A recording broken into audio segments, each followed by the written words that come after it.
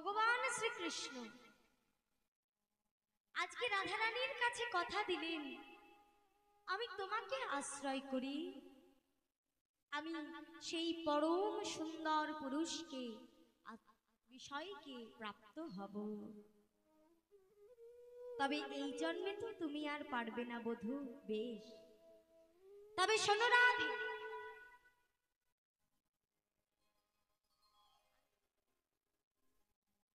ও মায়েরা, ও যে শোনো রাধে, এই জন্মে হবে না, তবে আগত কলি যুগে আমি হব গৌরাঙ্গ মহাপ্রভু। সেই দিন আমি তোমার ভাব ক্লান্তি অঙ্গে ধারণ করে, তোমার ভাব ক্লান্তি অঙ্গে ধারণ করে ভক্ত হয়ে ধুলাই গড়াগড়ি দেব। সেই দিন তোমাকে আশ্রয় করে আমি কৃষ্ণ হয়ে, সেদিন ভগবান না হয়ে ভক্ত হয়ে ভগবানকে ডাকব। তাই আজকে দেখুন বাবা, এই ভগবান শ্রীকৃষ্ণ এই যে দেখলেন বাবা, যাকে দেখে পাগল হয়ে গেল, ইনি কে? ইনি স্বয়ং শ্রীকৃষ্ণ। আজকে নিজেকে নিজে দেখে কৃষ্ণ পাগল হয়ে গেছে।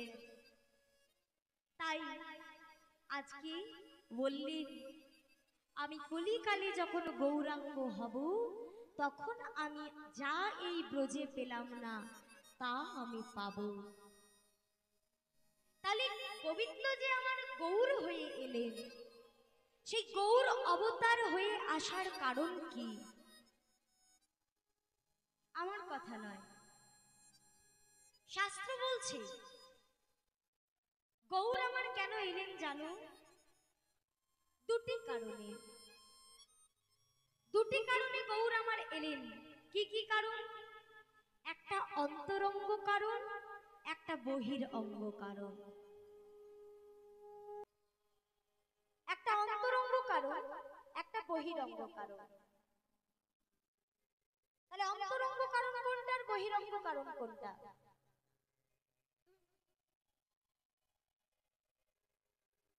অন্তরঙ্গ কারণে করিলে প্রভু রসাস্বাদন, আর বহিরঙ্গ কারণে করে প্রভু আমার নাম সংকীর্তন, নামে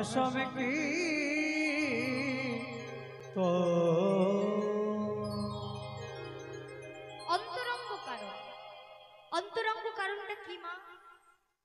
শ্রী রাধায়া প্রণয় মহিমা কি দৃশ্য, জ্ঞানই বা সত্য জ্ঞানাদ্ভুতা কি দৃশ্য। ও মা, শ্লোকের দ্বারা বললে হয়তো বুঝতে পারবেন না, কিন্তু যদি পয়ারে বলা যায়, শাস্ত্র বলছে কই ছন তুয়া প্রেম, কই ছন মধুরিমা, কই ছন সুখে তুহু ভোর, এ তিনু বাঞ্ছিত ধন ব্রজে না হইল পুরন, ভাবিয়া না পাইল ওর। ও মায়েরা, খুব মন দিয়ে তত্ত্বগুলো বুঝবেন। কই ছন তুয়া প্রেম, অন্তরঙ্গ কারণ কি? গৌর আমার এলেন, গোবিন্দ আমার গৌর হয়ে এলেন। অন্তরঙ্গ কারণ হচ্ছে রাধারানীর প্রেমটি কি রকম তা জানবে বলে। তিনটি জিনিস যা ব্রজে জানতে পারে না। কই ছন তুয়া প্রেম, হে রায় তোমার প্রেমটি কি রূপ? কই ছন তুয়া প্রেম, কই ছন মধুরিমা, তোমার প্রেমের মাধুর্য কি রূপ?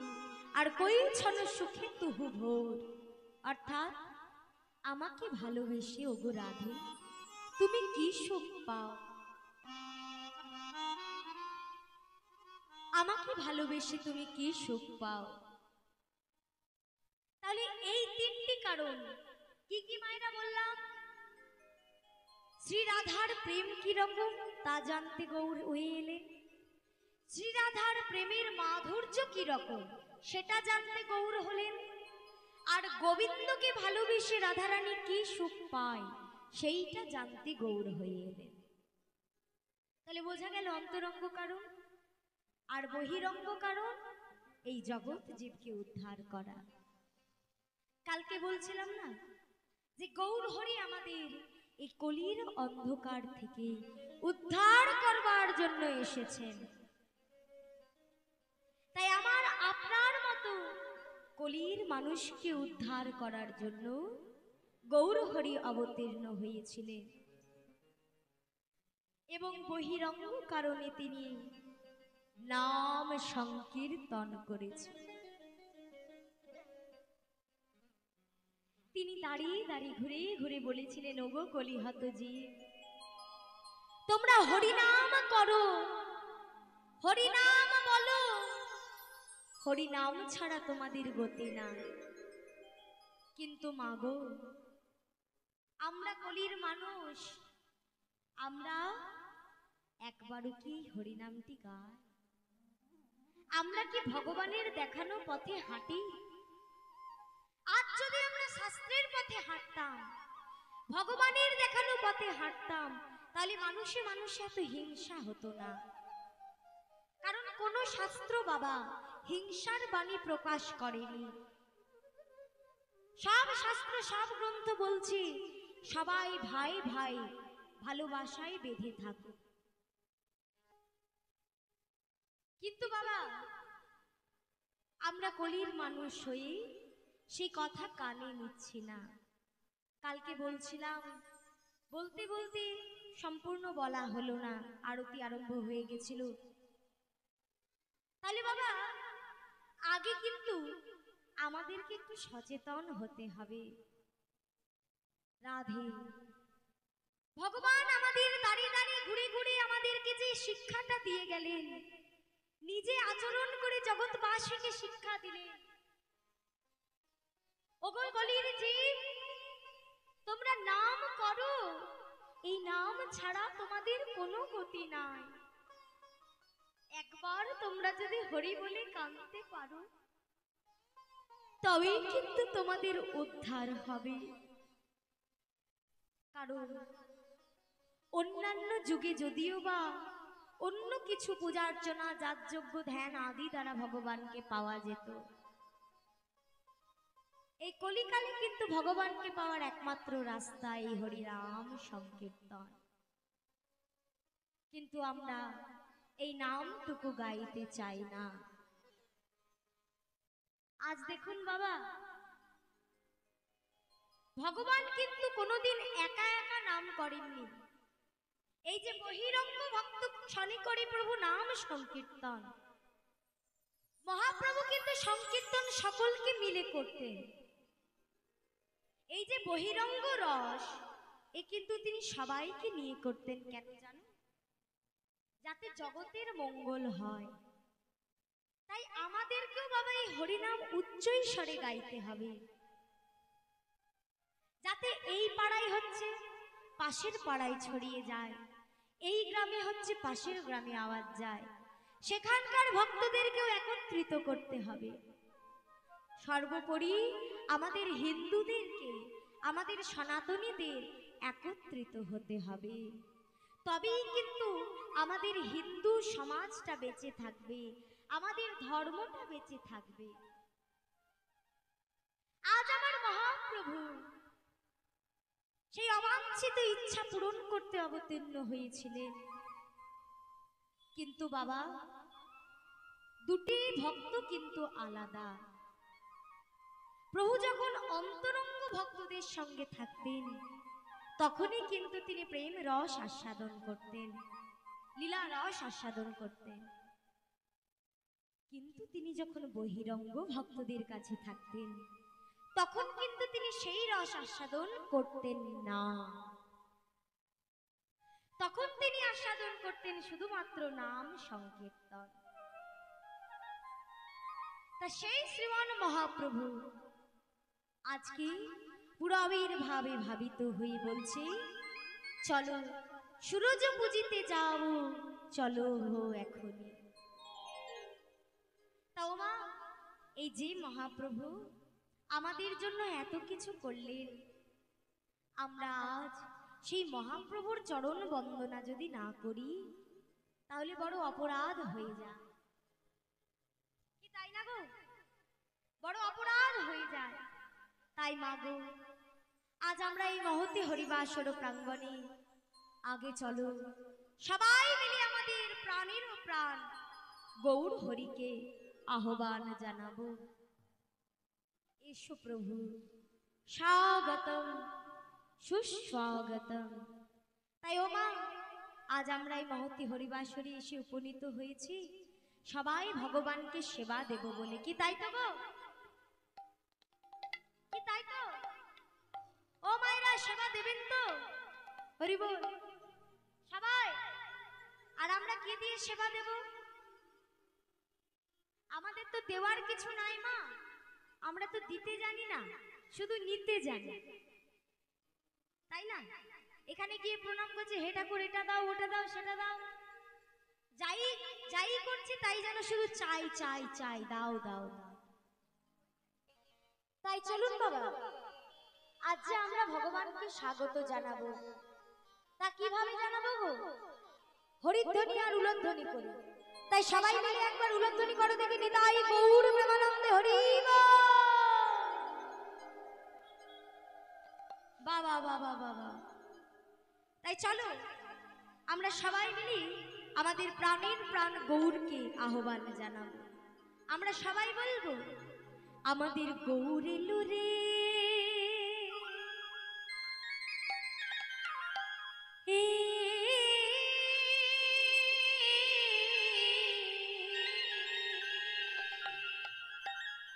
এই সোনার নদী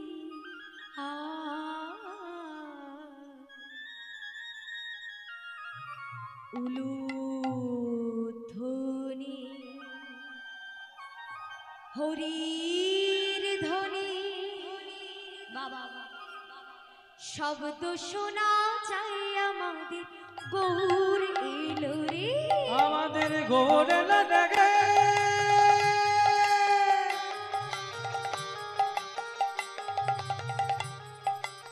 সোনার নদী গায়ে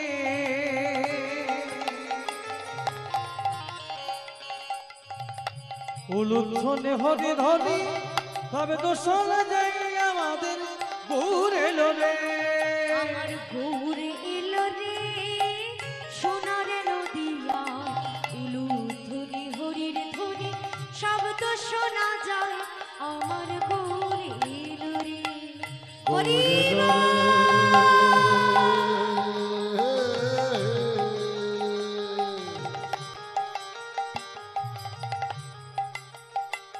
আমার সোনার নদিয়া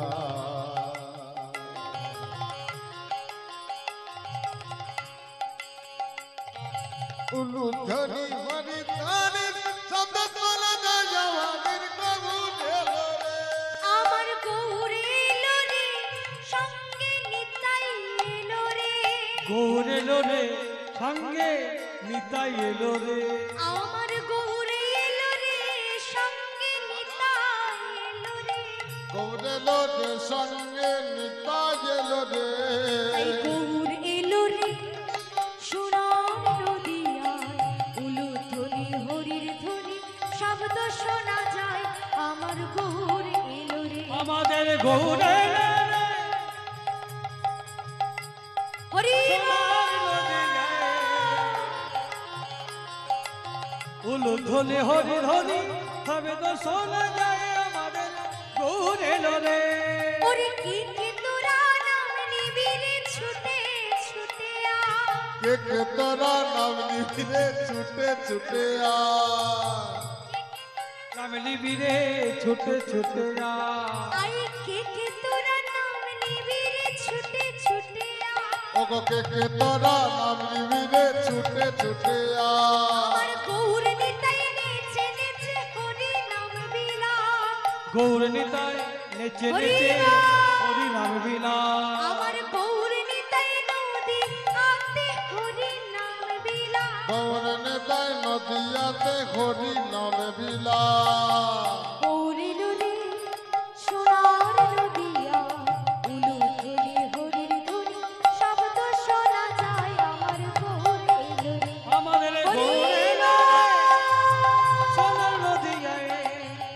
উলুধ্বনি হরি ধ্বনি হবে তো শোনা যায় আমাদের গৌর এলো রে।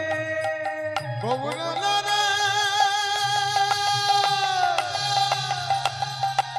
ওই রে সোনার নদিয়া।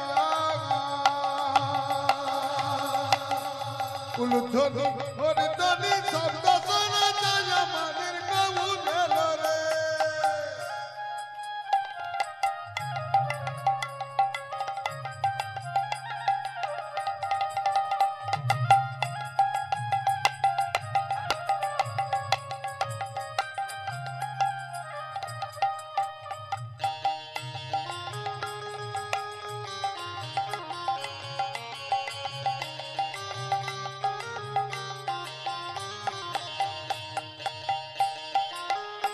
হরি বল হরি বল।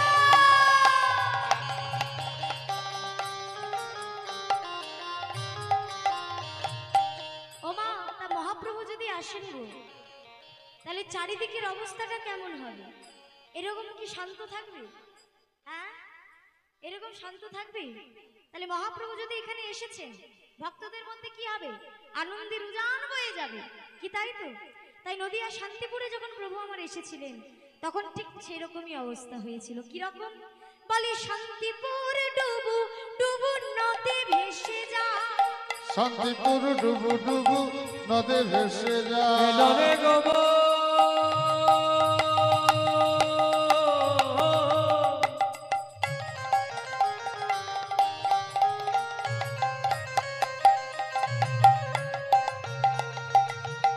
এলো রে আমাদের আমাদের গৌর এলো রে।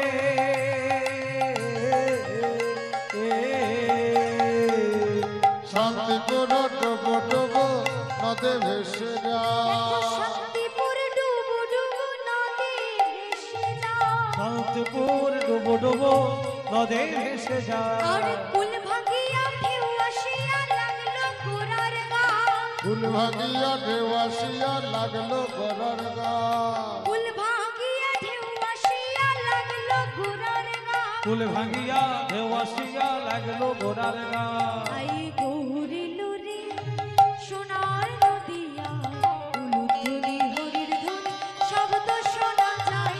গৌরিলো রে হরি সোনা নদিয়া, উলুধ্বনি হরি ধ্বনি শব্দ শোনা যায় আমাদের গৌরে হরি। আমার গৌর